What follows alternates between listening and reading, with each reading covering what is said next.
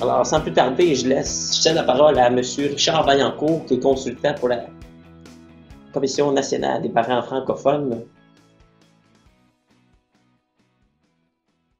À toi, Richard. Bien, merci beaucoup, Étienne, et bienvenue à tous à ce webinaire qui porte justement sur le personnel professionnel à la petite enfance. Donc, d'entrée de jeu, et si tu le veux bien, Étienne, on pourrait faire avancer les diapositives. Donc, d'entrée de jeu, on peut se poser la question justement, ben, pourquoi on a créé ce fascicule pour mettre en valeur le rôle du personnel professionnel en petite enfance?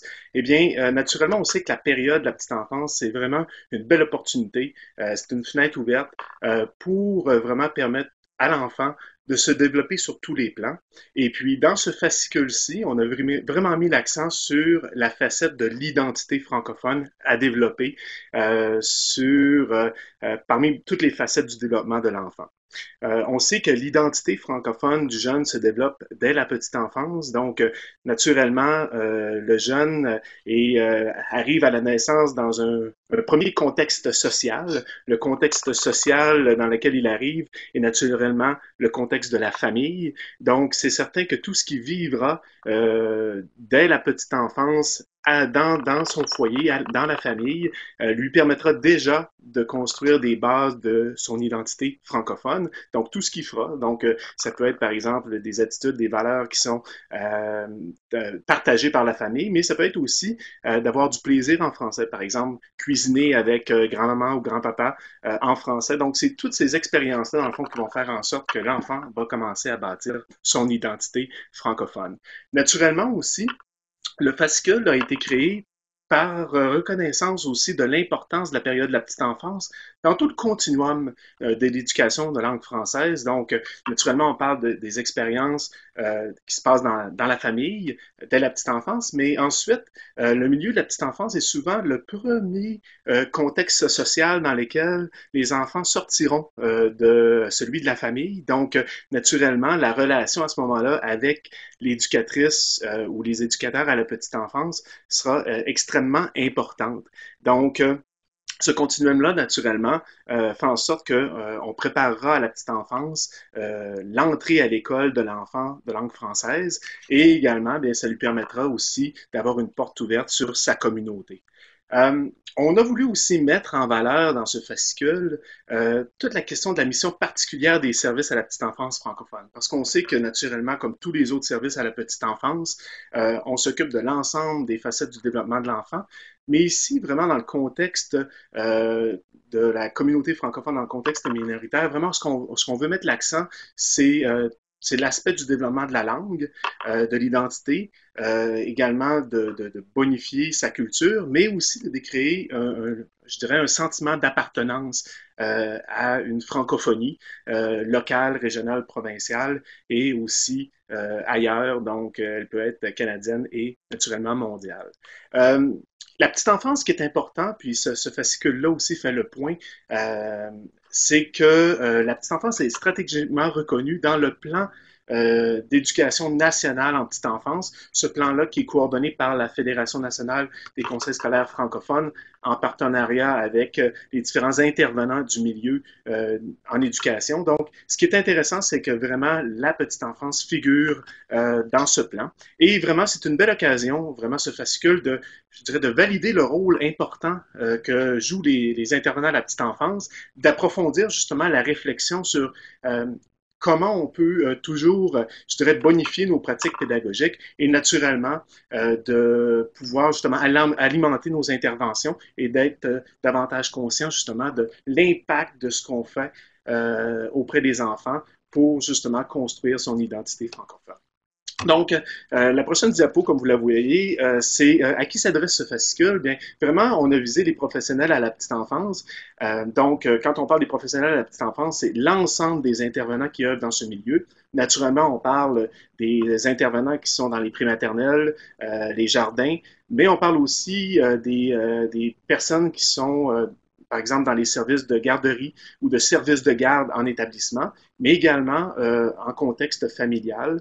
Et aussi, on parle de tous les intervenants qui peuvent œuvrer dans différents services, comme par exemple les centres d'appui à l'enfance et à la famille qu'on retrouve un petit peu partout au pays. Et naturellement, ce fascicule-là est une belle façon aussi de pouvoir entrer en contact avec les autres intervenants du milieu scolaire, donc de faire part, dans le fond, de l'importance du rôle qui est joué à la petite enfance, mais également les intervenants du milieu communautaire. Donc, vous avez autour de vous des organisations qui aussi œuvrent dans le milieu de la petite enfance. Donc, on peut penser par exemple à des associations de parents ou autres. Donc, ça peut être un fascicule très intéressant pour ces gens de ce milieu et également les parents qui ont choisi, dans le fond, de fréquenter votre service à la petite enfance. Donc, ça peut être une belle façon de faire le lien avec les parents utilisateurs. Donc, à la prochaine diapositive, vous allez voir qu'on adresse, dans le fond, où on parle de différents sujets à l'intérieur du fascicule. L'idée ici n'est pas nécessairement de vous faire un résumé de tout ce qui se passe dans ce fascicule-là, parce que vous avez la chance de le lire, mais vraiment, je vais vous mettre en valeur peut-être quelques thématiques qui sont importantes. Donc, on parle naturellement que le professionnel de la petite enfance est un modèle. Donc, vous jouez un rôle extrêmement important dans la vie des enfants. Vous avez une place et une relation de choix avec ces enfants-là dès un jeune âge.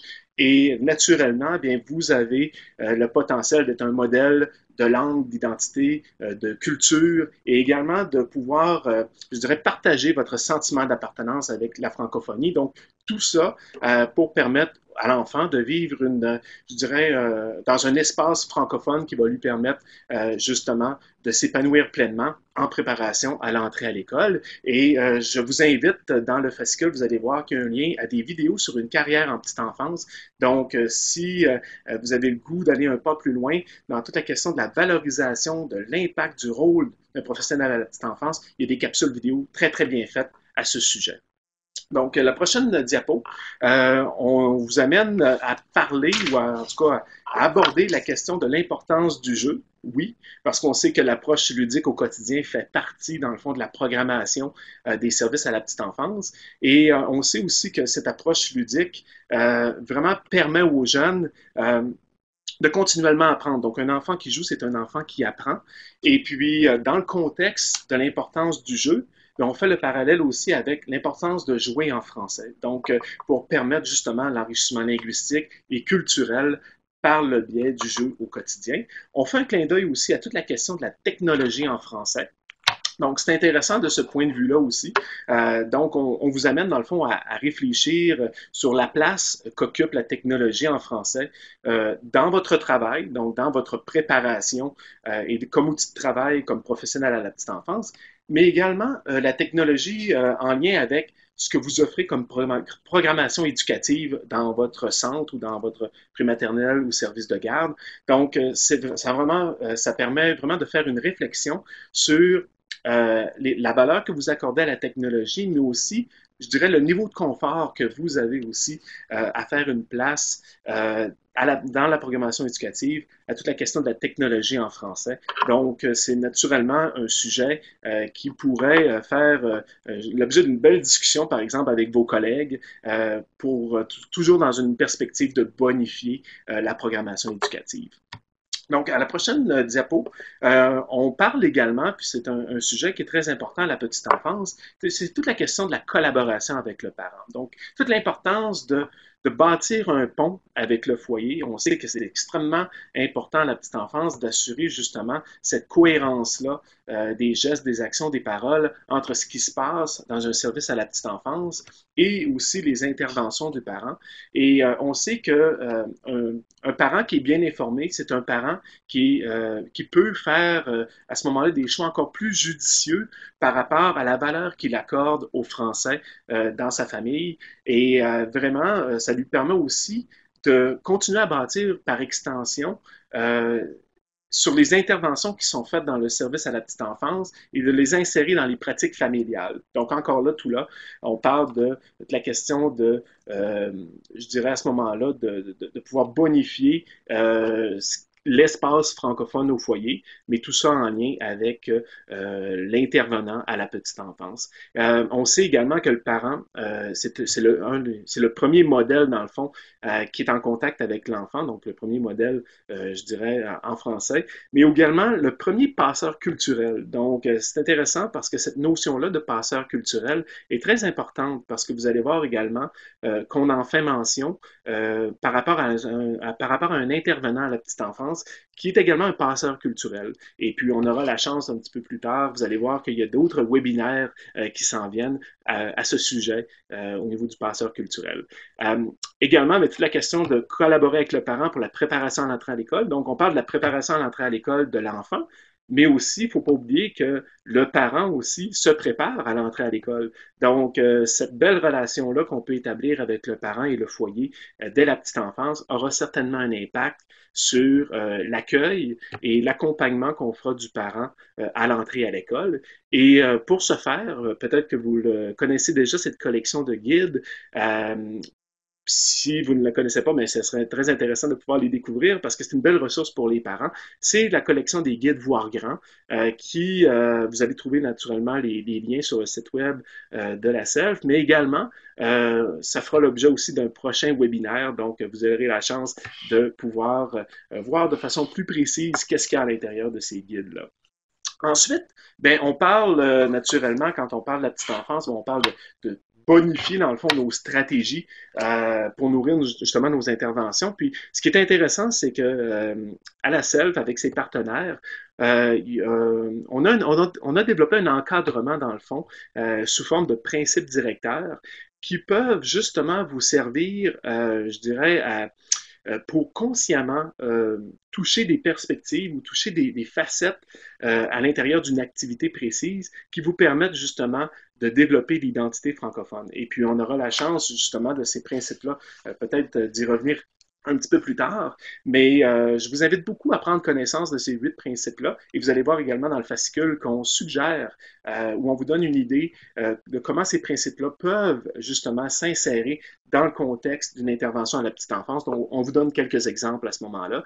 Et vraiment, ça vous permet, dans le fond, cet encadrement-là des 8 principes directeurs vous permet d'aller plus loin dans vos activités et tout ça de façon réfléchie et consciente. C'est-à-dire que des fois, on fait une activité et on se dit, bon, bien, comment on pourrait justement aller un pas plus loin dans cette activité-là? Comment on pourrait, par exemple, si on a une activité très simple de chant, mais comment on peut justement faire un lien de façon consciente à toute la question de l'identité francophone. Donc, à ce moment-là, ça peut nous interpeller à savoir, est-ce que je pourrais choisir un chant qui, dans le fond, fait partie de notre milieu, donc de nos artistes francophones? Est-ce que, justement, on peut faire le lien avec un artiste de notre communauté francophone? Donc, c'est tout ça qui nous amène, justement, à réfléchir et à aller un pas plus loin dans nos activités. Tout ça pour développer l'identité francophone. Il y a une belle ressource qui existe aussi, un beau répertoire Internet qui s'appelle la BAP, donc la Banque d'activités pédagogiques.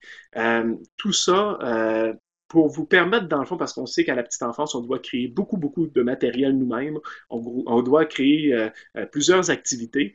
Et l'idée ici, c'est vraiment de vous mettre en contact avec des activités qui ont été déjà pensées et rédigé en fonction de contribuer à l'identité francophone d'un jeune. Donc, vous avez un moteur de recherche qui vous permet de faire, dans le fond, cette recherche d'activités. Et dans le fond, l'idée, c'est de ne pas réinventer la roue. Donc, il y a déjà de belles activités qui sont suggérées. Et on vous invite peut-être à en essayer quelques-unes. Donc, y aller pas à pas.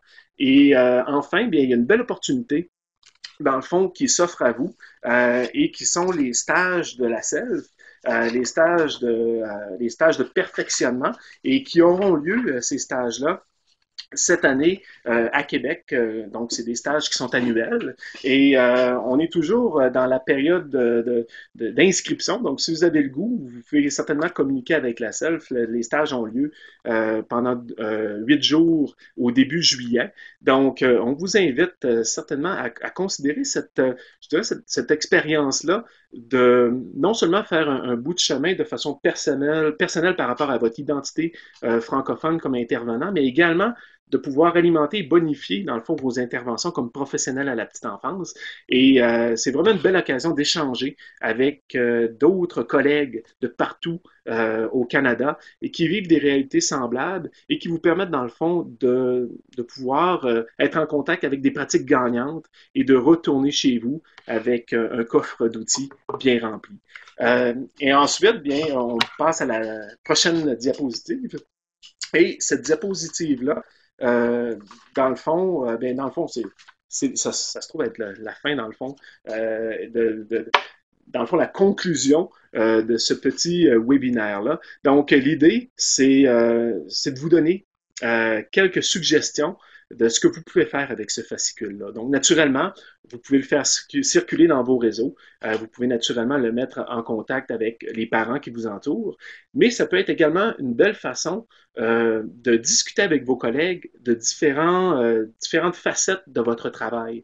Donc, ça pourrait très bien s'insérer dans le cadre d'une rencontre entre collègues, une session de formation. Donc, on vous invite beaucoup à faire du pouce et à continuer la réflexion qui, dans le fond, est amorcée dans ce fascicule-là. C'est une belle façon aussi d'informer les parents sur le rôle que vous jouez, le rôle d'importance que vous jouez comme professionnel à la petite enfance. Vous pouvez également vous en servir auprès d'un comité de parents, si vous avez un comité de parents ou un comité de gestion qui est en lien avec votre centre à la petite enfance. Ça peut être un bel outil de réflexion également pour les parents qui sont au comité. Et ensuite, naturellement, bien les intervenants, comme on disait, du scolaire, donc une belle façon d'approcher la direction d'école, les intervenants du conseil scolaire et autres intervenants qui gravitent autour de vous. Vous pouvez également vous servir de ce fascicule-là dans vos rencontres avec les parents. On pense entre autres, il y a toujours la période d'inscription qui peut être une belle façon de mettre le fascicule dans les mains des parents, mais également toute autre rencontre pendant l'année qui vous permettrait justement d'être en contact avec les parents et de pouvoir leur donner le goût aussi de ce qu'ils vont retrouver à l'intérieur de ce fascicule-là. L'idée aussi, c'est de se donner un vocabulaire commun. Je pense que si on a la chance de pouvoir réfléchir ensemble, se donner un vocabulaire commun pour, dans le fond, parler de nos interventions à la petite enfance, mais tout ça, ça nous permet, dans le fond, de continuer à bonifier nos actions. Et puis, vous allez voir que dans le fascicule, on pose plusieurs questions à certains endroits parce que cette réflexion, dans le fond, doit continuer, parce que notre rôle est toujours en mouvement et naturellement, bien, on développe toujours de nouvelles stratégies. Il y a toujours de nouveaux outils aussi qui sont dans notre radar. Donc, c'est important de pouvoir avoir ces espaces-là et de parler ensemble. Et ensuite, bien, vous pouvez avoir la chance peut-être de vous servir de quelques points pour développer une argumentation qui pourrait être par rapport à l'importance de votre rôle ou par rapport peut-être à un projet en petite enfance que vous aimeriez faire dans votre milieu. Donc, encore là, vous pouvez piger des informations à l'intérieur de ce fascicule et l'utiliser à toutes les sauces. Et ensuite, bien, je pense que c'est intéressant de pouvoir prendre connaissance, comme intervenant à la petite enfance, des autres fascicules qui sont également disponibles. Et on parlait tout à l'heure qu'il y a certainement celui présentement qu'on présente sur le personnel professionnel à la petite enfance, mais il y a également un fascicule qui a été développé pour le personnel enseignant et également la direction d'école. Donc, on vous invite comme personnel à la petite enfance de prendre connaissance également de ces deux fascicules-là pour faire le lien avec les autres intervenants en éducation et tout ça dans une perspective d'assurer une cohérence dans le continuum. Donc, ça pourrait être une belle façon pour vous de pouvoir faire une démarche qui pourrait faire en sorte qu'on pourrait faciliter davantage les transitions entre la petite enfance et la préparation à l'entrée à l'école. Donc, voici pour ce webinaire les différentes thématiques qui ont été abordées. Donc, Étienne, je te passe la parole à nouveau.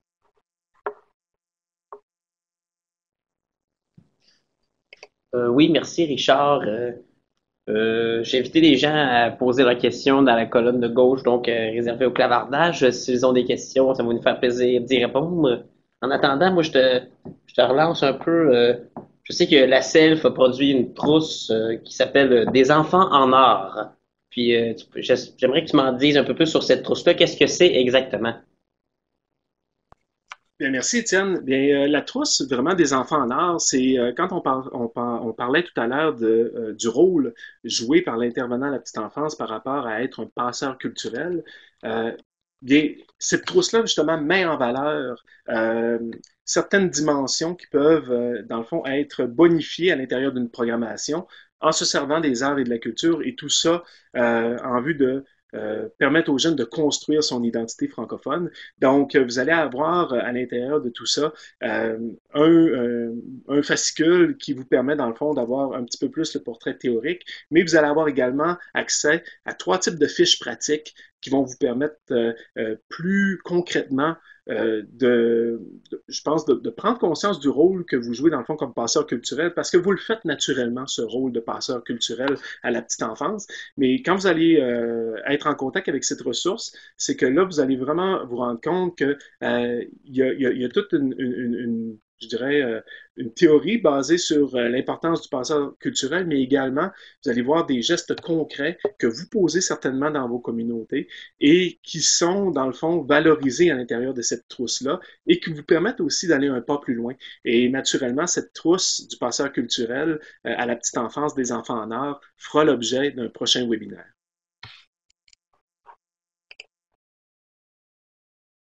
Bien, merci Richard. Je comprends que dans ton discours, il y a beaucoup d'éléments de la communauté, puis j'aimerais peut-être que tu développes un peu plus sur le rôle de la communauté, puis comment on peut l'engager dans la construction identitaire des plus jeunes. Bien, c'est intéressant parce qu'on sait que, dans le fond, la communauté, l'idée, c'est de faire le pont avec la communauté. Puis, dans la communauté, ce qu'on recherche aussi, c'est de faire vivre aux jeunes des expériences en français, pas seulement en salle de classe ou parmi leurs pairs dans le groupe de la petite enfance, mais également de prendre conscience que le français est bien vibrant également dans la communauté. Et on a, dans le fond, une possibilité de créer des partenariats avec certains organismes communautaires, avec certains intervenants aussi qui gravitent autour de nos services à la petite enfance. On peut penser, par exemple, qu'on pourrait créer un lien, une activité, par exemple, intergénérationnelle avec des grands-parents qui pourraient être en contact justement avec de jeunes enfants et qui pourraient raconter, par exemple, soit des histoires ou peut-être chanter avec les jeunes. Donc, c'est vraiment l'idée, c'est il faut penser en dehors un petit peu de la boîte et de dire, mais il y a plein de gens qui gravitent autour de nous, que ce soit des associations ou je dirais des personnes qui peuvent contribuer dans le fond à votre programmation. Il y a également, par exemple, des artistes peut-être qui gravitent autour de vous.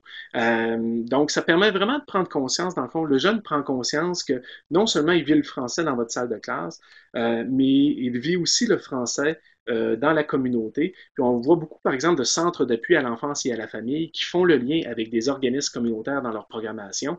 Par exemple, si on a une activité qui s'appelle, par exemple, bout de chou en musique, bien, ça nous permet à ce moment-là d'aller chercher peut-être une professionnelle de la musique, dans le fond, dans notre communauté et de venir bonifier, dans le fond, la programmation qu'on offre aux jeunes.